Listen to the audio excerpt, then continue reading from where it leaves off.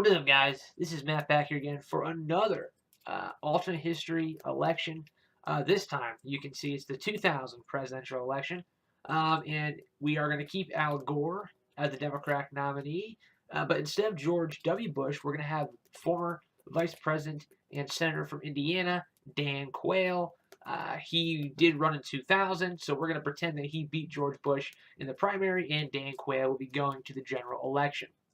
Obviously, Dan Quayle was George H.W.'s vice president in 89 to 93. However, they did lose re-election to Bill Clinton. So, there you go. This is the 2000 presidential election. And we're going to have, obviously, from the Republican Party, Dan Quayle versus Al Gore, who is the current vice president versus former vice president Dan Quayle. So, pretty interesting VP versus VP matchup. I thought this would be a pretty fun one. You don't hear much about people doing that Dan Quayle. You don't hear much about him. So I figured I'd throw him in an interactive election map. So let's just go off the states that I'm gonna guarantee they're gonna go this way. Al Gore is gonna carry the whole Northeast this time.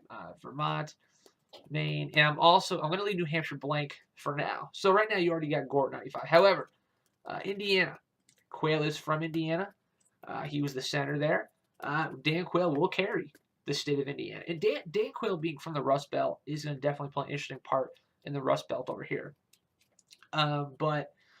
So another guarantee, we're going to give California, Oregon, and Washington. Those three right off the bat are going to go to Al Gore. Also Hawaii. Now we will give Alaska, though, to Dan Quayle. So right now it's 15 for Dan Quayle to 171 for Al Gore.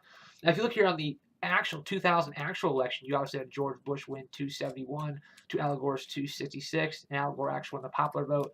Ralph Nader, who obviously got over almost 3 million votes. However, he did not win any electorals in the states.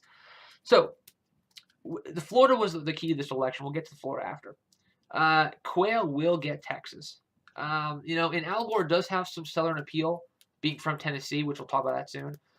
Quayle will get Texas. I'm going to give Quayle Texas. I'm going to give Quayle Oklahoma, Louisiana, Kansas, Nebraska, South Dakota, and North Dakota, Arkansas.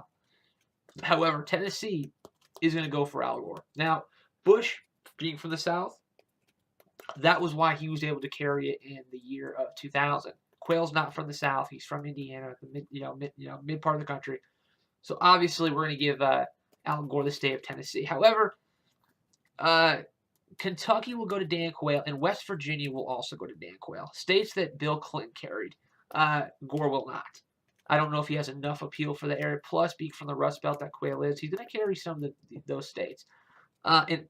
Illinois will go for Al Gore, and also the state of Minnesota will go for Al Gore. Missouri will go for Quayle. Iowa, that's when I'll be switching. Iowa, I'm going to go for Dan Quayle. It's just because I feel that Quayle could be able to carry Iowa better than probably Bush could. However, Ohio, that will also go to Dan Quayle. Pennsylvania will go to Al Gore. I'm going to give New Hampshire to Al Gore as well. So already right now it's 139 for Dan Quayle to 241 for Al Gore. So obviously Al Gore is very close to already winning this election to Dan Quayle's 139. This part of the South is going to all go to Quayle. South Carolina, North Carolina. I'm going to leave North Carolina blank, but I am going to give Virginia to Dan Quayle. 189 for Quayle. Obviously over here, we'll also go to Dan Quayle, putting him over the top of 200. I'm going to give him Arizona as well. So Dan Quayle, 212 to Al Gore's 241. What's going to happen here, though, is this part of the Rust Belt. I'm going to give Wisconsin to Al Gore. I want to give Michigan to Al Gore, and thus giving Al Gore the election. Al Gore will beat Dan Quayle. Florida will also go to Al Gore. So, Al Gore would have won Florida. If it wasn't for Bush, Al Gore would have won that state. North Carolina, though, this is a tough one, but I'm going to give that to Dan Quayle. I don't think Gore was going to be able to carry North Carolina. Colorado, also for Dan Quayle.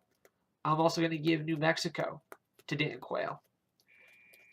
And also out here in Nevada will be interesting close because I'm going to give Nevada, though, as well for Dan Quayle because of just the time this election was. I think this is how I think the Electoral College will look in 2000 if it was Al Gore versus Dan Quayle. Obviously, Al Gore would win 295 to Dan Quayle's 243. So it's still a pretty close election. And the map really isn't much different, minus a few states. But that's what I think it would be. Al Gore will become president, and unfortunately, Dan Quayle does take a loss with 243 electorals. So thanks for watching, guys. This is video number 2. Hope you guys liked my 2000 alternate history with Dan Quayle and Al Gore, VP versus VP. Thanks, guys, for watching. Oh, before I do forget, too, here's the actual election. There's the states that Al Gore carried and the states that Bush carried, the real ones at least. But that was pretty cool. So there's that. Also, I forgot to mention, obviously, it was the same running mate. I didn't mention Quayle's running mate, which wouldn't really make much of a difference, I don't think, for Dan Quayle. But I guess that's it. I did mess that up. But I'm going to have to get used to these videos. I should have mentioned his running mate. But not important, though, at this point. We could just say Dick Cheney. And Dick Cheney was the running mate. But still, I still don't think he would have won. So, he could have carried some of these states, the Wyomings and stuff, but it wouldn't have mattered. So that's about it, guys. Thanks for watching, and I am out. Peace.